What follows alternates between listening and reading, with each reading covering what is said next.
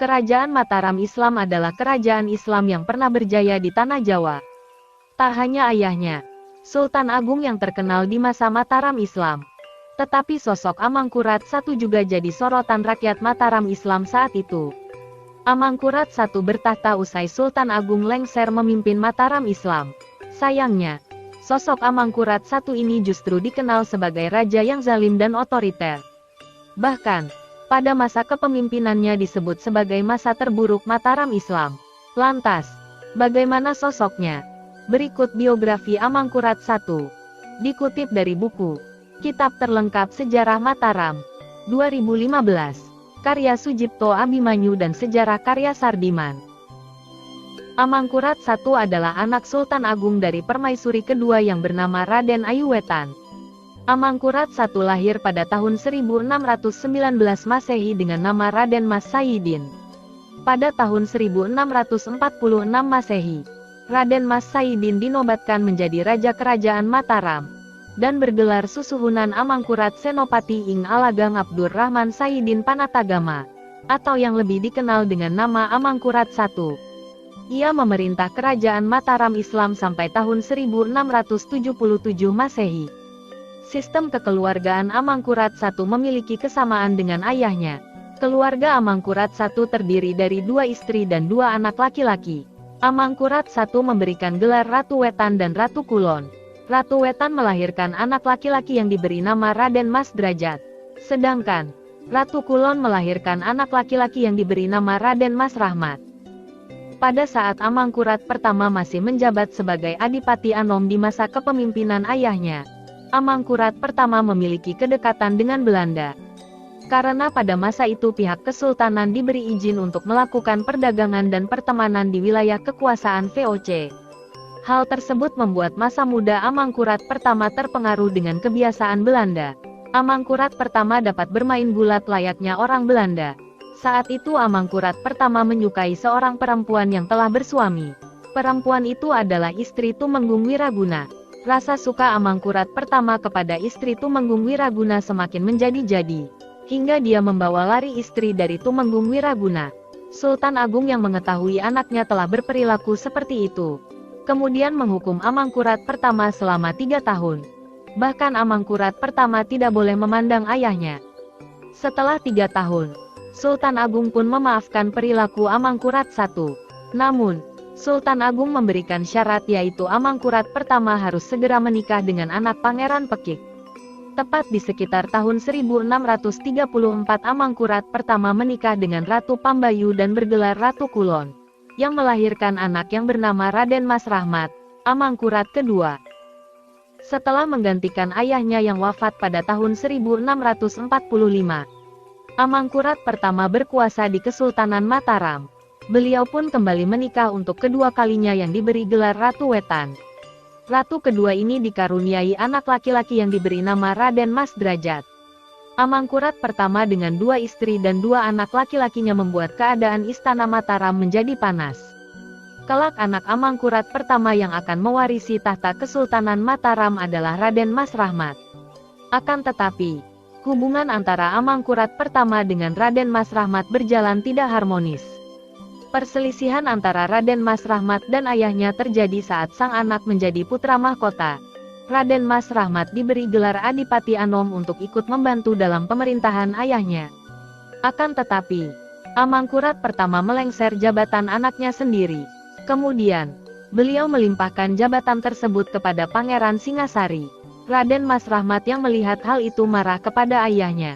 Akibatnya, beliau melakukan kudeta pada tahun 1661. Sebagai bentuk rasa benci kepada ayahnya, yang lebih memilih anaknya yang lain dalam jabatan Adipati Anom. Amangkurat I tidak mengadili perilaku putranya. Akan tetapi, ayahnya menumpas habis pengikut dari putranya. Selain itu, ayahnya pun berusaha meracuni anaknya. Tetapi rencana itu tidak berhasil. 5 tahun telah berlalu sejak perseteruan tersebut. Mereka kembali berseteru ketika sang ayah akan memiliki selir baru. Selir baru ayahnya bernama Raraoyi. Karena sang anak mengetahui hal itu, selir baru ayahnya pun dibawa lari olehnya. Amangkurat pertama sangat bertolak belakang dengan Sultan Agung. Sultan Agung adalah sosok yang baik dalam hal sifat, kepemimpinan, maupun berbagai kebijakan yang diambil. Amangkurat pertama adalah sultan yang terkenal kejam dan tidak memperhatikan kepentingan rakyat. Kekejaman Amangkurat pertama itu dapat dilihat dalam berbagai kebijakan politik dan tindakannya. Amangkurat membunuh seluruh pengawal adiknya, Pangeran Alit, dan keluarganya. Amangkurat pertama kemudian mengumumkan bahwa kematian adiknya adalah akibat hasutan kalangan ulama. Amangkurat pertama pun menyuruh mendata semua ulama yang dicurigai serta sanak keluarga mereka. Sekitar 6.000 orang ulama dan keluarganya dikumpulkan di alun-alun Pleret, dan dalam setengah jam semua dibunuh tanpa sisa. Sifatnya yang kejam dan bengis membuat rakyat tidak menyukai Amangkurat I, sehingga satu persatu wilayah di pesisir mulai memberontak dan melepaskan diri dari Mataram. Karenanya, kekuasaan Mataram pun semakin melemah hingga akhirnya Amangkurat pertama harus bersekutu dengan VOC. Keputusan Amangkurat pertama bersekutu dengan VOC merupakan keputusan yang salah.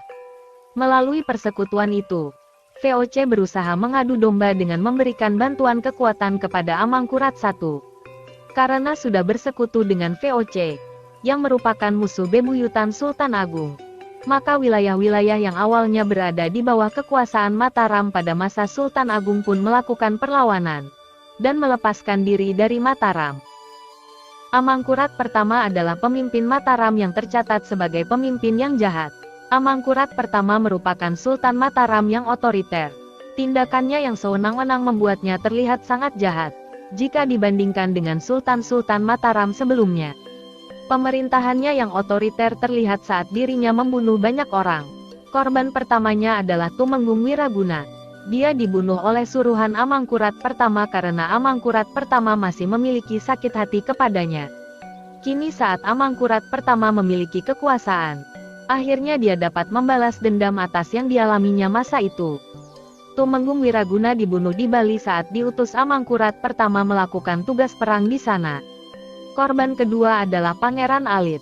Dia merupakan adiknya sendiri. Adiknya sempat melakukan pemberontakan, namun pemberontakan yang dilakukan tidak mampu menjatuhkan kekuasaan Amangkurat I. Pangeran Alit sempat melarikan diri dari kejaran prajurit Amangkurat I. Dia pun meminta perlindungan para ulama. Mengetahui hal itu, Amangkurat pun mencari Pangeran Alit sampai ketemu dan mengadili seluruh ulama. Mereka semua dibantai di alun-alun Pleret. Karena pada masa pemerintahan Amangkurat pertama, pusat pemerintahan bukan lagi di kota gede, namun telah dipindah ke daerah Pleret. 1. Berikut ini catatan kejahatan yang diperbuat oleh Amangkurat I. 2. Membunuh Tumenggung Wiraguna. 3. Membunuh Pangeran Alit. 4. Membunuh seluruh ulama di Mataram. 5. Membunuh Pangeran Pekik. 6. Membunuh keluarga Trunojoyo. Pada masa pemerintahan Amangkurat pertama terjadi pemberontakan Trunojoyo dari Madura. Pemberontakan ini mendapat bantuan dari orang-orang Makassar atau Bugis. Trunojoyo berhasil menguasai keraton dan menyebabkan Amangkurat pertama melarikan diri meminta bantuan VOC. Amangkurat pertama meninggal dalam pelariannya hingga menyebabkan Mataram dikuasai oleh Trunojoyo. Dalam pelariannya itu, Amangkurat pertama menderita sakit keras yang menyebabkan dirinya wafat. Namun, dalam sumber babat Tanah Jawi, disebutkan bahwa yang mempercepat kematian Amangkurat pertama adalah air kelapa beracun yang dikirim oleh Amangkurat kedua. Di tengah sekarat itu, Amangkurat pertama tetap menunjuk Amangkurat kedua sebagai pengganti tahta Mataram, meski telah mengetahui segala perbuatan putranya tersebut terhadap dirinya. Akan tetapi, Amangkurat pertama mengeluarkan kutukan kepada Amangkurat kedua, bahwa keturunan Amangkurat kedua tidak akan ada yang menjadi raja kecuali satu orang dan itu pun hanya sebentar.